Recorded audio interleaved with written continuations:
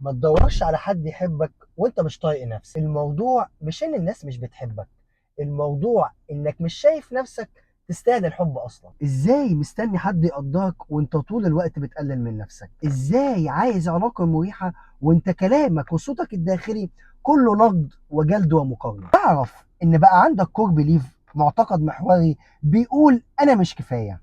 في علم الأعصاب طريقة كلامك السلبية وكل مرة بتجلد نفسك بتشغل الاسترس ريسبونس وبتزود الكورتيزول. يعني انت بتعيش نفسك في تهديد مستمر. فهتدخل اي علاقة ازاي وانت مش حاسس بالامان جواك؟ يا تتعلق زيادة يا تستنى الرفض حتى لو محدش رفضك. انت مش بتدور على حد يحبك، انت بتدور على حد يسكت الصوت اللي جواك.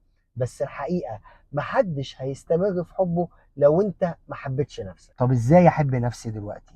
اول حاجة، لاحظ ازاي بتكلم نفسك، وهل ده صوتك ولا صوت قديم لسه عايش جواك؟ لو فضلت سايب الصوت ده يسوقك هتخسر نفسك مهما تدخل في علاقات. ولو شايف انك تعبت من الدايرة دي، سيب كلمة استشارة ونبدأ نفكك الصوت ده خطوة بخطوة.